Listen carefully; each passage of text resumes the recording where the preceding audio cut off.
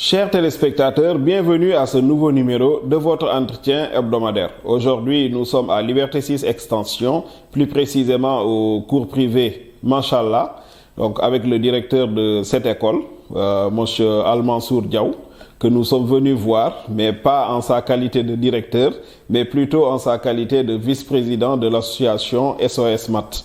SOS Mat qui est dirigé par monsieur Ibrahima Thiam, que nous saluons et nous remercions.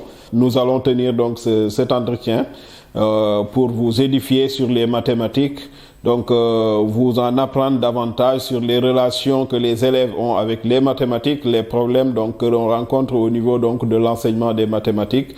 Donc nous le remercions jamais assez pour ça. Donc monsieur Ibrahima Thiam. Et bonjour directeur. Bonjour monsieur Sarr, donc comme vous l'avez dit, je m'appelle monsieur Al-Mansour Diaw, professeur de mathématiques, directeur du groupe scolaire Machallah, vice-président de SOS Mathématiques. Alors, merci de m'avoir invité dans votre émission. Aussi, je voudrais remercier M. Sarr, au passage, M. Ibrahima Thiam, qui est professeur de mathématiques et qui est le président de SOS Mathématiques. Et c'est une personne très engagée pour la promotion des mathématiques dans ce pays-là, pour rendre les mathématiques attractives et attrayantes. En tout cas, c'est un réseau où se trouve donc un ensemble de professeurs de maths qui travaillent donc jour et nuit donc à faire aimer les maths, à faire progresser donc les élèves en mathématiques. Donc n'est-ce pas? Tout à fait. Cette association existe depuis combien de temps? Alors SOS Mathématiques signifie Save Our Son. Effectivement. Sauvons nos enfants. C'est pas comme SOS comme Save Our Soul. Ici, c'est sauvons nos enfants. Sauvons nos enfants de quoi? Des problèmes auxquels ils sont confrontés à l'école, surtout pour l'enseignement des mathématiques. Donc, on veut sauver nos enfants pour qu'ils reçoivent un bon enseignement dans le domaine des sciences de manière générale et en mathématiques en particulier. Raison pour laquelle, après avoir fait un diagnostic approfondi des choses, après avoir fait l'état des lieux, nous avons pensé créer cette association-là pour aider nos enfants, pour aider nos élèves à recevoir les meilleurs enseignements en mathématiques.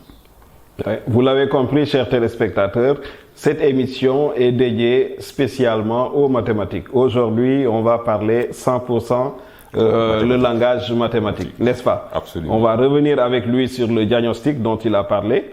Et on va revenir avec lui aussi sur l'adaptation parce qu'on est toujours dans une crise, cette crise liée à la pandémie de la Covid-19.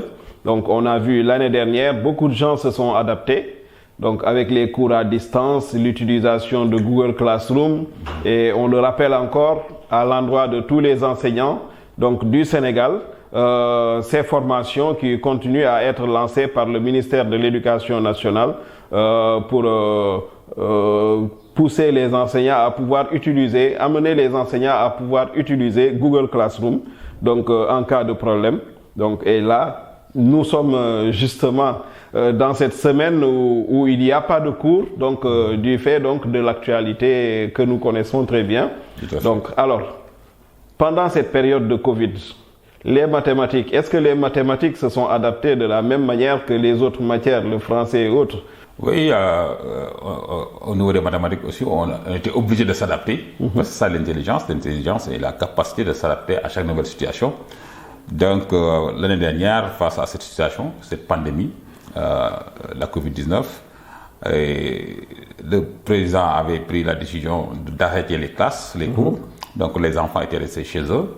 Donc il fallait trouver un moyen de pouvoir continuer les cours. C'est là-bas que maintenant il y a beaucoup d'applications qui ont été créées. Vous l'avez dit tout à l'heure, Google Classroom, Zoom, Microsoft Teams. Tout ça, c'est des applications que les professeurs pouvaient utiliser pour continuer les enseignements apprentissages. Et que les enfants puissent y accéder. Et en mathématiques aussi, nous avons essayé de s'adapter. Mais c'était très difficile. Mais quand même, nous avons donné des cours en ligne. J'imagine, parce que là, avec le téléenseignement, peut-être que là, c'est beaucoup plus facile. Absolument. Donc, on a vu des professeurs de maths, dont vous, n'est-ce pas? Donc, donner des cours à la télévision. Donc, et Mais au niveau des plateformes dont vous avez parlé tout à l'heure, parce que pour le français, c'est très facile. Mais on sait que les mathématiques aussi ont leur langage. Absolument. Les racines carrées et tout ça. Donc voilà, s'il faut travailler avec WhatsApp, s'il faut travailler avec... Ou bien il y a des plateformes dédiées à ça carrément? Non, les plateformes sont toutes identiques.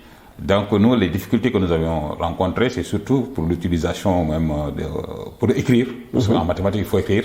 Il ne suffit pas seulement de parler. C'est de la littérature, mais une littérature un peu particulière. Hein?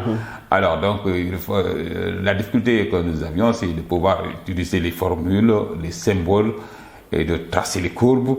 Voilà, tout ça, c'était des difficultés que nous avions rencontrées lors de cette période-là pour enseigner à distance. Okay. Donc, c'est pas comme en philosophie, où le prof de philosophie peut vraiment faire son cours à l'aise. Les profs de philosophie, des matières littéraires de manière générale, étaient plus à l'aise dans ce format-là que nous, les profs de sciences de manière générale, et surtout en mathématiques. Ok, donc on peut dire, sans risque de se tromper, que les mathématiques font partie des matières les plus impactées. Absolument, tout à fait. Est-ce que ça risque de se faire voir à travers le niveau des enfants dans les années qui vont venir? Ah, tout à fait, même cette année, pas les années à venir seulement, mais ça a commencé cette année. Parce que d'abord, les enfants, ils ont fait 4 mois de cours l'année dernière. Donc, malgré ce que nous avons essayé de faire, enseignement à distance via les plateformes, il y a beaucoup de choses que nous n'avons pas abordées. Parce que l'outil n'était pas adéquat pour de tels enseignements. Donc, de ce fait que les enfants sont passés en classe supérieure avec beaucoup de choses qu'ils n'ont pas vues, beaucoup de choses qui n'ont pas été apprises.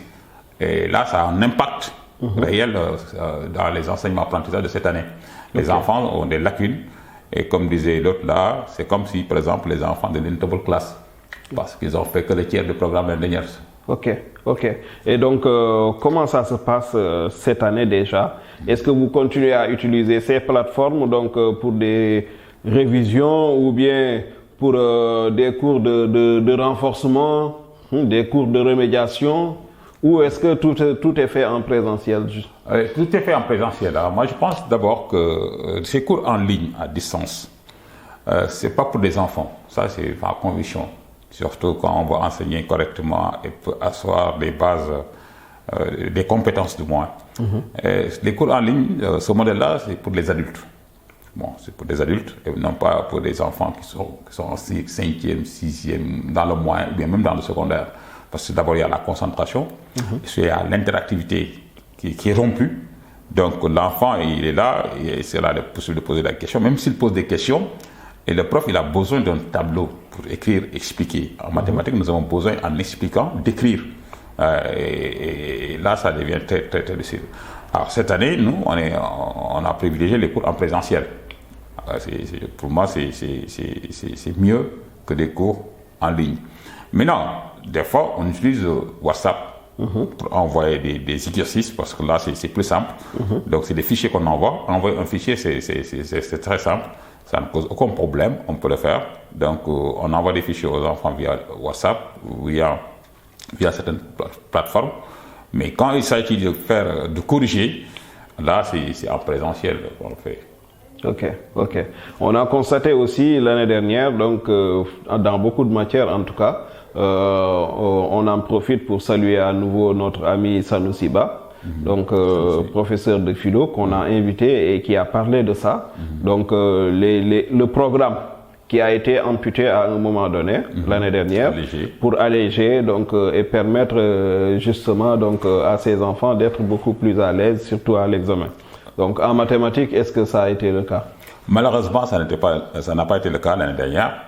Et pourtant, le président de SOS Maths avait écrit au DNGG pour leur dire il faudrait aussi que les mathématiques soient allégées comme les autres disciplines. Mais on avait reçu une réponse négative du non, parce que tous les chapitres sont importants en terminale, tous les chapitres sont importants en troisième. Donc, il faut dérouler le programme comme il est écrit. Alors, ça a été... Bon, on ne pouvait rien faire d'autre que d'accepter. Mais quand même, nous avions proposé que le programme de mathématiques soit allégé l'année dernière. Mais malheureusement, ça n'a pas été fait. Mais quand même, le fait qu'on a allégé le programme dans beaucoup de disciplines, moi je pense que ça a favorisé aussi les résultats positifs que nous avons obtenus à la fin. Parce que les enfants avaient moins de chapitres à apprendre. Donc là, ça favorise vraiment la réussite quand même. Ok. Et en mathématiques, comment ils se sont comportés? Est-ce que vous avez senti heureusement que les preuves de mathématiques l'année dernière au bac comme au BFM, c'est des épreuves abordables. Donc heureusement, ils ont donné des épreuves abordables. Donc, raison pour laquelle le fait de ne pas alléger le programme de mathématiques l'année dernière n'a pas impacté sur les résultats. Okay. Parce qu'ils ont donné des épreuves abordables, il y a des épreuves qui ont respecté le format des évaluations, et les élèves s'en ont bien tirés. Alors, une chose qu'on a remarqué, donc, c'est que durant les différents examens, que ce soit au BFM, au bac, il est rare de voir. Au bac, c'est 4 heures de temps à l'examen. Au BFM, c'est 2 heures de temps. Mais il est rare de voir un élève qui termine donc son épreuve de mathématiques. Généralement, les copies sont souvent arrachées. Pourquoi ça? Est-ce que c'est les sujets qui ne sont pas adaptés ou qu'est-ce qui se passe? Oui, parfois c'est les sujets. Hein. Parfois c'est les sujets parce que des fois les élèves, il y a beaucoup de calculs à faire. On prend l'épreuve du bac par exemple, le problème. Donc rien que calculer les limites seulement, ça peut prendre 45 ou 1 heure de temps pour calculer les limites. Et c'est noté au maximum sur 2 points. Donc quand on a une fonction raccordée, par exemple, une fonction qui est définie sur 2 intervalles différents, alors on demande des limites au bord de même définition. L'élève peut calculer 4 limites. On demande d'étudier la continuité, l'élève peut calculer d'abord 2 limites. On demande de calculer la dérivabilité, il peut calculer 2 autres limites. Donc au total, l'élève peut calculer 8 à 10 limites dans le problème. Et si chaque limite, l'élève prend par exemple 7 à 8 minutes pour calculer une limite, 8 minutes fois 10, ça fait 80 minutes. Voilà. Donc des fois, c'est les épreuves, la façon dont les épreuves sont dévoilées, qui fait que l'enfant, vraiment, il a des difficultés de terminer l'épreuve. Okay. Voilà. Ensuite, il y a des questions de compréhension qui font que l'enfant peut buter à ces questions-là. Et il traîne là-bas, il traîne.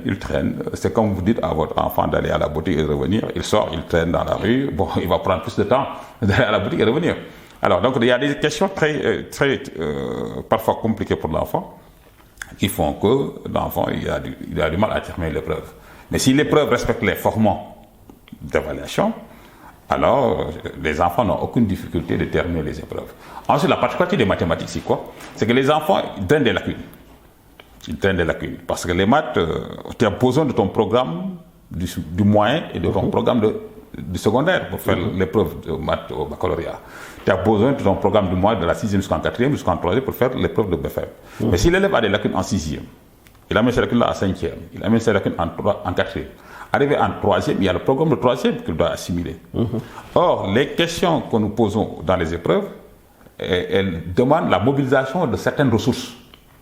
Et ces ressources-là, on les trouve très souvent dans les classes antérieures. Raison pour laquelle, quand on fait des cours en mathématiques, il y a des prérequis. Et si les enfants n'ont pas ces prérequis-là, ils ont du mal à comprendre. Déjà, le BFM, par exemple, c'est l'évaluation du cycle moyen. Absolument. Et non pas de la classe de 3e. Du cycle, oui. Donc, c'est tout à fait normal qu'il y ait donc, voilà, ces prérequis-là. Tout à fait. N'est-ce pas? Tout à fait. Donc, du même, le bac, c'est aussi l'évaluation d'un cycle et non pas d'une classe. Absolument. Mais est-ce que les sujets ne sont pas calibrés donc, pour les meilleurs élèves? Est-ce que ça ne ressemble pas plus à des sujets de concours qu'à des sujets d'examen? Ah non, là, avant. Mais depuis, moi, j'avoue, depuis 5 ans, comme ça, les sujets du bac et du BFM deviennent de plus en plus abordables, deviennent de plus en plus accessibles à l'élève. Et puis, deviennent de plus en plus... Ils respectent plus le format. Il y a un format d'évaluation. Donc, si les sujets respectent ce format-là, les élèves n'ont pas de problème à terminer les épreuves. Vraiment, il y a des élèves qui se tapent de grandes notes au bac comme au BFM, 18, 19 en mathématiques. Hein. C'est pas une dizaine, hein. Il y en a beaucoup. Oui, quand l'épreuve est abordable, les notes sont très bonnes. En S1, par exemple, les élèves se tapent d'excellentes notes. Okay. Parce que ça demande aussi un niveau. Parce que les mathématiques, c'est un niveau. Et quand tu viens en troisième, il faut avoir le niveau du cycle. Il faut avoir le niveau du cycle. Voilà. Tu ne peux pas ne pas avoir le niveau en mathématiques en 6e, 5e, 4e, venir en 3e. Si tu n'as pas le niveau maintenant, l'épreuve, quelle que soit l'épreuve, elle va vous paraître difficile. Donc, aussi, c'est la même chose que le secondaire. Il faut avoir le niveau du cycle et non pas venir en terminale, essayer de bricoler pour ça. En mathématiques, ce n'est pas possible. C'est pas possible. Non. Il faut avoir le niveau du cycle pour que les épreuves que nous tenons maintenant, vraiment, c'est des épreuves abordables qui respectent le format. Ça veut dire que ça a été remanié. Remanié, absolument. On a vu également au niveau d'autres matières. C'est depuis combien de temps? Bon, moi, j'ai constaté que c'est depuis 2015, comme ça. Les épreuves de mathématiques vraiment commencent. Il y a des questions de type 1, des questions très abordables, des questions de cours. L'année dernière, il y a un exercice noté sur 7 points. Mais un élève qui a un niveau moins peut prendre ces 7 points-là. 7 points, je vous dis, l'année dernière au bac. L'exercice 1 de complexe, il y a des questions de cours, recopie puis complète. Mais si l'enfant n'a pas appris ces formules, il ne pourra pas compléter. C'est des formules de cours qui sont dans le cours. Ensuite, les enfants, ils négligent le cours. Ils n'apprennent pas le cours. Et quand on leur donne ces genres d'exercices, mais ils passent complètement à côté. À côté. Oui. Ok. En tout cas, avant, sur les 100 élèves, donc on avait pratiquement plus de 70 qui avaient moins de 5. Ouais, oui. Donc maintenant, est-ce que ça a évolue? Moi, je pense que ça a évolué, sauf en L. Parce que les élèves de série L, eux, de facto, ils ont dit que les maths ne les intéressent pas. Et ce qui est très grave. Voilà. Les maths, pour toutes les séries, c'est important. Les maths, peut-être qu'on va en parler tout à l'heure. Les maths, c'est la vie. Quelle que soit la série qu'on fait, on ne doit pas négliger les maths. Les élèves de série L, ils négligent délibérément les maths. Ils disent que c'est une matière compliquée dès le début. Eux, ils se focalisent sur la philosophie, le français, l'histoire, la géographie.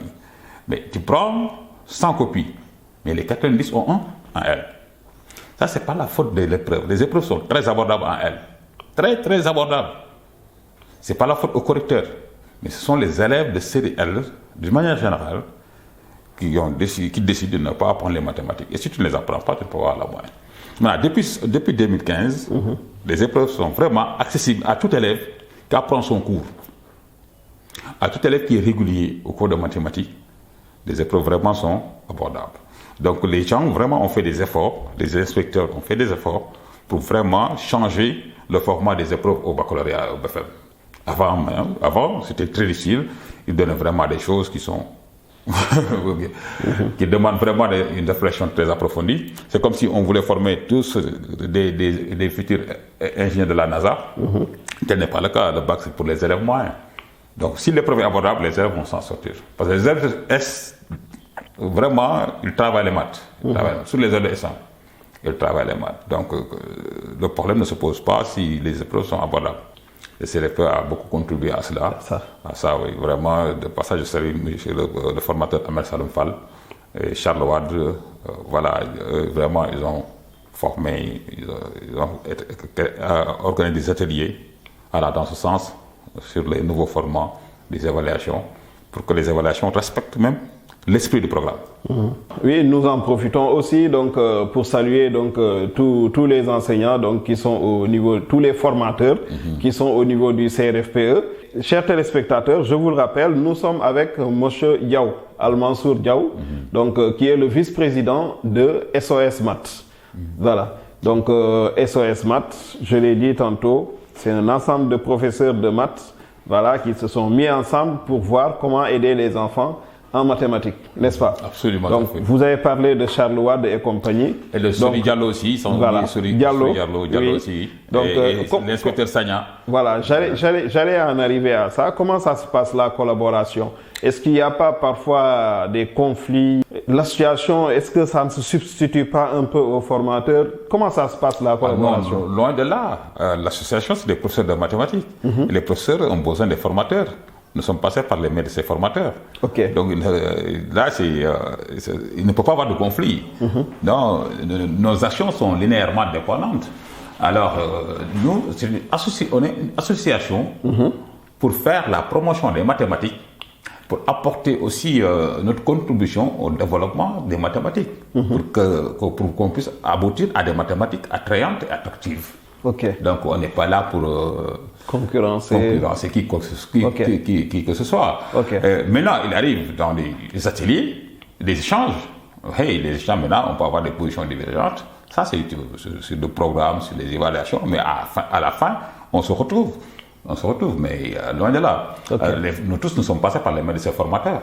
Et je vous assure qu'à chaque fois que SOS-Math organise, tout à l'heure, si on vient sur le programme de SOS-Math que nous avons déroulé depuis l'année dernière et les années passées, on fait appel à eux.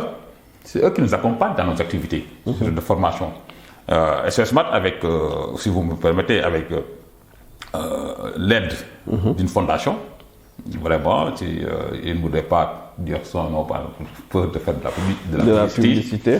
Voilà, et une fondation qui nous avait accompagnés pour la formation des professeurs dans la région de Dakar, dans tous les lycées, dans les 3 académies de Dakar, pour former des professeurs. Mais c'est grâce à la fondation, aussi aux formateurs qui sont au CFPE, Charles Ward, Ahmed Salom Fall ou Sori Diallo, et aussi aux professeurs qui sont au département de mathématiques à la FACEF. Le grand Mangareka, vraiment, que je remercie au passage. Donc, ils nous accompagnent. Vous avez parlé des 3 académies de Dakar. Donc, est-ce que SOS s'arrête à Dakar? Non, SOS ne s'arrête pas à Dakar. On avait un projet, mais malheureusement, avec la pandémie, on a arrêté. Donc, il y avait une première phase, et cette première phase était consacrée à la région de Dakar. Donc, cette première phase, avec l'aide de la Fondation, donc on avait formé, lors des ateliers que nous avions organisés à la FACEF, plus de 40 professeurs dans les 3 académies de la région de Dakar. Il y a de Dakar, il y a de Pikine Guédiawaye, il y a de Rufisque. Donc, les proviseurs nous avaient envoyé 2 de leurs meilleurs professeurs de mathématiques, donc pour chaque lycée, et on a fait 3 ateliers de formation. On a fait une formation à l'IA de Dakar, on a fait une formation à l'IA de Pikine Guédiawaye, on avait fait aussi une formation à l'IA de Rufisque. Et là, la Fondation nous avait accompagnés, CRFPE nous avait accompagnés, FACEF aussi nous avait accompagnés. Et ça, c'est la première phase. La deuxième phase, maintenant, c'était aller dans les autres régions. Mais SOS ne se limite pas à Dakar. C'est partout au Sénégal. Mais on a vu donc que ce soit à Dakar ou ailleurs, il y a un problème maintenant. Donc, une difficulté énorme à trouver des professeurs de maths. Et par moment, on est obligé de prendre même des gens qui ont fait gestion pour qu'ils puissent enseigner les mathématiques. Vous, au niveau de SOS Maths, est-ce que vous pensez avoir une solution pour ça? Ah oui, c'est ça, ça fait partie de nos combats. Parce que on avait dans le mémorandum que nous avons déposé même, on avait fait cette remarque qu'il y avait plus de professeurs de mathématiques titulaires. Donc on prend ceux qui ont des maîtrises en sciences économiques ou bien dans le domaine à enseigner les mathématiques. Et là, c'est très grave pour le pays. C'est très grave pour un pays qui se veut émergent. Parce que le développement d'un pays, l'émergence d'un pays repose essentiellement sur la science, moi je dis. C'est la science. Et la science, le langage de la science, comme vous le savez, c'est les mathématiques. Donc on ne peut pas être dans un pays qui se veut émergent et négliger les mathématiques. Et pourquoi il n'y a pas de professeur de mathématiques? Mais M. Sarr, vous voyez, quelqu'un qui n'est pas prof de maths, vous avez fait les mêmes études que lui, les mêmes diplômes, il sort, il fait autre chose. Il a 3 fois votre salaire. Vous voyez quelqu'un qui a été professeur de mathématiques, il a changé, il est parti dans un ministère, bien, il devient informaticien, il gagne 7 fois votre salaire. Donc vous n'allez pas rester pour continuer à enseigner les maths. Tu vas aller faire autre chose. Les professeurs de mathématiques peuvent faire autre chose. Ceux qui sont restés, ils l'ont fait par amour au métier, par amour aux mathématiques, par vocation. Mais il y a beaucoup qui ont quitté l'enseignement des mathématiques pour aller dans les ministères, pour aller faire autre chose, où ils sont mieux payés. Donc s'il y a un problème de professeur de mathématiques au Sénégal, moi je dis que la faute c'est le gouvernement. C'est l'État sénégalais qui n'a pas donné cette valeur-là à l'enseignement des mathématiques. Il y a dans tout ce système ce qu'on appelle la discrimination positive. Abdoulaye Wade l'avait fait avec les informaticiens. Et pourquoi pas avec les professeurs de mathématiques? Il faudrait que les professeurs de mathématiques... Discrimination positive qui consisterait à donner une indemnité supplémentaire aux professeurs de mathématiques. Et pour inciter les jeunes à devenir professeurs de mathématiques. Mais aller dans les écoles, aller à l'université, faire un micro-trottoir pour demander à ces jeunes étudiants, ces jeunes élèves, est-ce qu'ils veulent devenir professeurs de mathématiques? Déjà, cette solution que vous venez de donner, donc est-ce que vous pensez que c'est une position que les syndicats peuvent porter?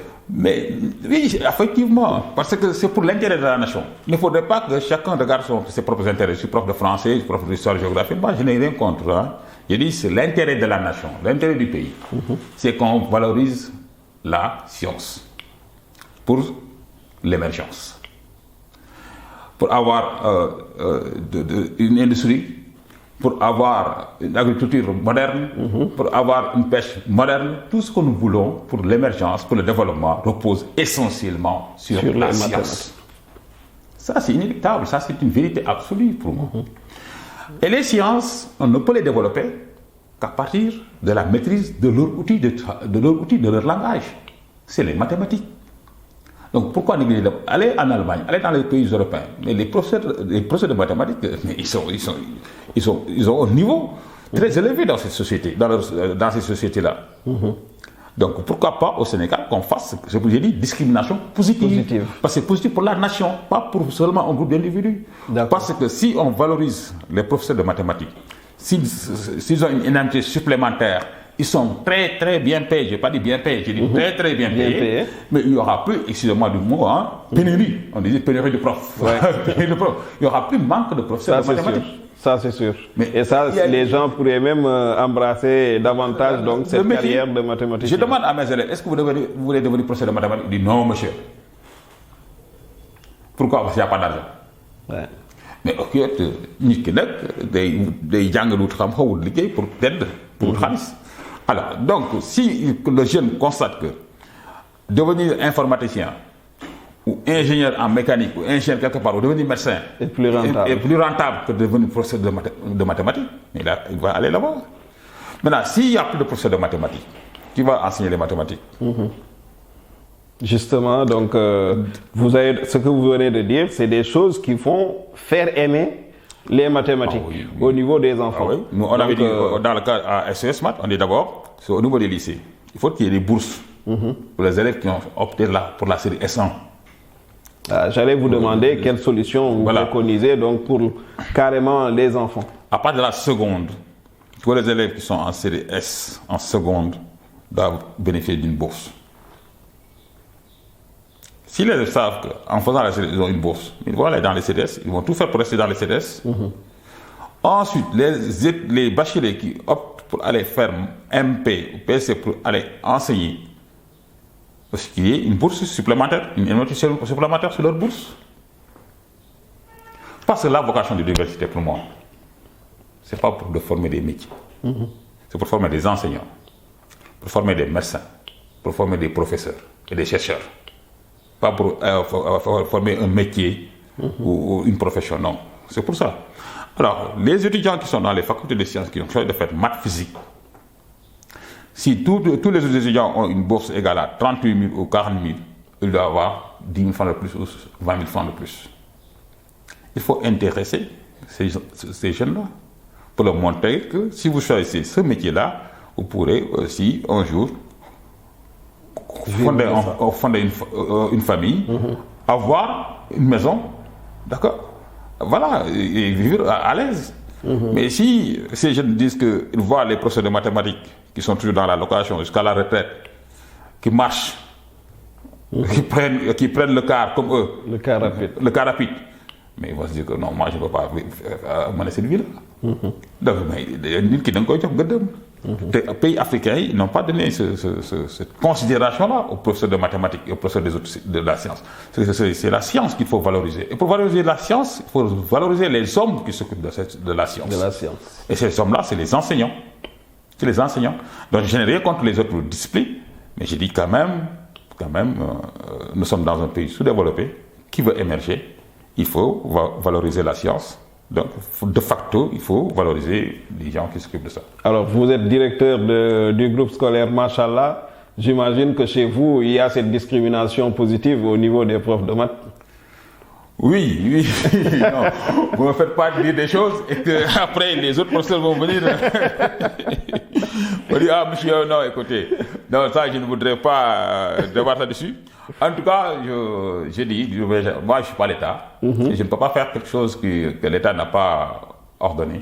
Parce qu'il y a la hiérarchie. Je ne peux pas dire, oui, on fait une discrimination positive de façon sectorielle. Non, je ne peux pas prendre ça en tant que directeur d'un établissement. Effectivement. Oui. Donc il faudrait que l'État décrète cela. L'État, il a le pouvoir de le faire. Donc c'est à lui de prendre l'initiative.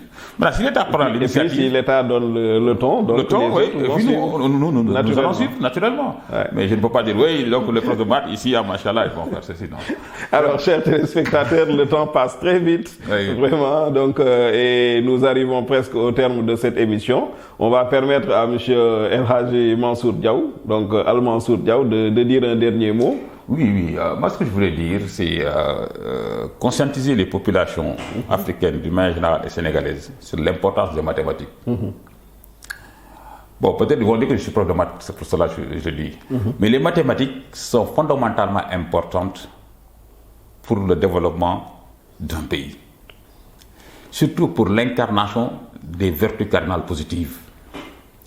Les mathématiques entrent dans l'éducation de l'individu. Ce n'est pas seulement le calcul de X et de Y, de formules et de théorèmes, mais les mathématiques permettent à l'individu de s'incarner dans les vertus cardinales positives qui lui permettront d'être un citoyen modèle capable d'apporter un développement dans son environnement. Ça, c'est le rôle des mathématiques. Le rôle des mathématiques, c'est de permettre à l'individu d'être un citoyen honnête, un citoyen respectueux des lois, un citoyen respectueux de son environnement, même un citoyen respectueux de l'être humain. Ça, c'est les valeurs que les mathématiques peuvent inculquer aux populations, à l'homme. Et les gens oublient cette dimension humaine quand même des mathématiques. Ils pensent que c'est rigide, c'est des X, des formules, mais il y a une dimension philosophique, humaine, religieuse même, des mathématiques. Et les mathématiques renforcent la foi. Ça, c'est ma conviction personnelle. C'est ma conviction personnelle. Et Allah subhanahu wa ta'ala a dit quoi? J'ai tout créé à part de l'ordre et de la mesure. Les mathématiques sont la science, entre guillemets, de l'ordre et de la mesure. C'est pas pour rien que Platon disait que les mathématiques sont l'alphabet avec lequel Dieu a écrit le monde. Merci beaucoup. Donc, et dans un pays, M. Sarr, où les mécanismes économiques sont complexes, la vie quotidienne exige de chacun de nous la maîtrise des techniques élémentaires des calculs algébriques, géométriques et analytiques. Voilà, M. Sarr, ce que je voulais dire. Alors, vous l'avez entendu, c'est le professeur de maths, c'est le vice-président donc de SOS Maths qui fait la cour comme ça à tous les enfants, à tous les parents et surtout aux autorités donc de l'Afrique. Pas seulement du Sénégal, mais de toute l'Afrique. Donc, on a compris le message et nous espérons aussi que vous, chers téléspectateurs, avez bien entendu et bien compris donc son message. Et nous vous remercions d'avoir été avec nous pendant tout ce temps et nous vous donnons rendez-vous dans une semaine pour un autre numéro de votre entretien hebdomadaire.